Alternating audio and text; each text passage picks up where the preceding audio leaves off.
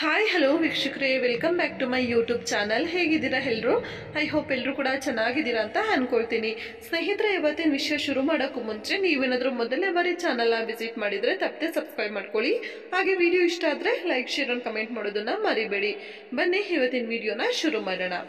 ಕೆಟ್ಟ ಸಮಯವೆಂದು ಯೋಚಿಸಬೇಡಿ, ಹಾಲು ಕೆಟ್ಟ ನಂತರವೇ ಮೊಸರಾಗೋದು ಅಲ್ವಾ ಸ್ನೇಹಿತರೆ? ನಮ್ಮ ಜೀವನದಲ್ಲಿ ಎಷ್ಟೋ ಬಾರಿ ನಮಗೆ ಅನ್ಕೊಂಡಿದ್ದು ಆಗದೆ ಇದ್ದಾಗ, ಹಾಗೆ ನಾವು ಹೋಗ್ತಾ ಇರುವಂತಹ ದಾರಿಯಲ್ಲಿ ತುಂಬಾನೇ ಅಡ್ಗಾವಲಿಯಾಗಿ ಯಾರಾದರೂ ಬಂದಾಗ ನಮ್ಗೆ ಅನ್ಸೋದು ಕಾಮನ್ ಆಗಿ ಏನಪ್ಪಾ ಅಂದ್ರೆ ನನ್ನ ಟೈಮೇ ಸರಿ ಇಲ್ಲ, ಸೊ ನಾನು ಏನು ಮಾಡಿದ್ರು ಕೂಡ ನನಗೇನು ಕೈ ಹಿಡಿತಾ ಇಲ್ಲ.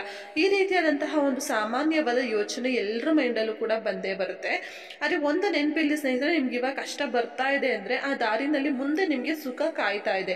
ಅದಕ್ಕೋಸ್ಕರನೇ ಇವಾಗ ನಿಮ್ಗೆ ಕೆಟ್ಟ ಒಂದು ಸಮಯ ಅನ್ನೋದು ಇರೋದು. ಆ ಒಂದು ಕೆಟ್ಟ ಸಮಯನ ನೀವು ಯಾವ ರೀತಿಯಾಗಿ ಸ್ಪೋರ್ಟಿವ್ ಆಗಿ ತಗೊಂಡು ಆ ಒಂದು ಕಷ್ಟಗಳನ್ನೆಲ್ಲ ಬಗೆಹರಿಸ್ತೀರೋ ಅಷ್ಟು ಚೆನ್ನಾಗಿ ನಿಮ್ಗೆ ಸುಖ ಅನ್ನೋದು ಸಿಗುತ್ತೆ.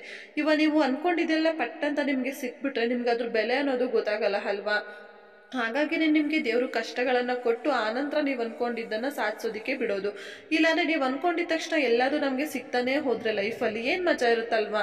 ಸೊ ಹಾಗೇನೆ ನಾವು ಪಡುವಂತಹ ಒಂದು ದಾರಿ ಅಥವಾ ನಾವು ಹೋಗುವ ದಾರಿ ಏನಿರುತ್ತೆ ಅದರಲ್ಲಿ ಏನೇ ಕಳ್ಳು ಮುಳ್ಳು ಬಂದ್ರೂ ಸಹಿತ ಆ ಒಂದು ದಾರಿನಲ್ಲಿ ನಾವು ಎಷ್ಟು ನಮ್ಮ ಬುದ್ಧಿನ ಉಪಯೋಗಿಸ್ತೀವಿ ಅನ್ನೋದನ್ನು ಕೂಡ ದೇವರು ಕುಂತು ನೋಡ್ತಾ ಇರ್ತಾನಂತೆ. ಸೊ ಅದಕ್ಕಾಗಿ ಹೇಳೋದು, ನಮ್ಮಲ್ಲಿ ಎಷ್ಟು ಹಠ ಛಲ ಅನ್ನೋದು ಇರುತ್ತೆ ಅನ್ನೋದು ಕೂಡ ನಮ್ಗೆ ಕಷ್ಟ ಬಂದಾಗಲೇ ನಮಗೂ ಕೂಡ ಗೊತ್ತಾಗೋದು. ಕೆಲವೊಮ್ಮೆ ನಾವು ಬೇರೆಯವ್ರನ್ನ ನೋಡಿ ಅನ್ಕೊಂಡಿರ್ತೀವಿ, ಅಯ್ಯೋ ಬಿಡು ಅವರಿಗೆ ಧೈರ್ಯ ತುಂಬಾನೇ ಜಾಸ್ತಿ ಇದೆ, ಅವ್ರ ಕೈಲಾಗುತ್ತೆ, ನಮ್ಮಂಥವ್ರೆಲ್ಲ ಆಗಿದ್ರೆ ಎಲ್ಲ ಆಗ್ತಾ ಇತ್ತು, ಈಗಂತ ಒಂದು ಕಾಮನ್ ಆಗಿ ಮಾತು ಬಂದೇ ಬರುತ್ತೆ. ಆದ್ರೆ ಅಂತಹ ಒಂದು ಪರಿಸ್ಥಿತಿ ನಮಗೂ ಕೂಡ ಬಂದಾಗ ನಮ್ಗೆ ಗೊತ್ತೇ ಇರೋದಿಲ್ಲ, ಆದ್ರೂ ಕೂಡ ನಮ್ಮಲ್ಲಿ ಅಷ್ಟು ಒಂದು ಶಕ್ತಿ, ಒಂದು ತಾಳ್ಮೆ, ಒಂದು ಜಾಣ್ಮೆ ಅನ್ನೋದು ನಮ್ಮಲ್ಲೂ ಕೂಡ ಇದೆ ಅಂತ ನಮ್ಗೆ ದೇವರು ಒಂದು ಪರಿಸ್ಥಿತಿಯನ್ನ ಕೊಟ್ಟು ತಿಳಿಸ್ಕೊಡುವಂತಹ ಅವಕಾಶನ ನಮ್ಮ ಜೀವನದಲ್ಲಿ ಬಂದೊಡ್ತಾನೆ.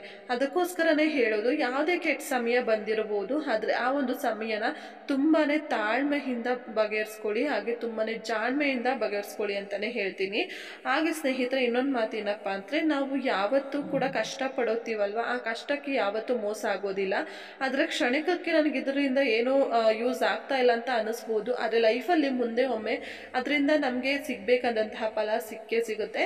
ಇಷ್ಟು ಹೇಳ್ತಾ ವಿಡಿಯೋನ ಮುಗಿಸ್ತಾ ಇದ್ದೀನಿ. ವಿಡಿಯೋ ಇಷ್ಟ ಆದ್ರೆ ದಯವಿಟ್ಟು ಲೈಕ್, ಶೇರ್ ಅಂಡ್ ಕಮೆಂಟ್ ಮಾಡಿ. ಇದುವರೆಗೂ ಚಾನಲ್ನ ಸಬ್ಸ್ಕ್ರೈಬ್ ಮಾಡ್ಕೊಂಡಿಲ್ಲ ಅಂದ್ರೆ ಇವಾಗಲೇ ಸಬ್ಸ್ಕ್ರೈಬ್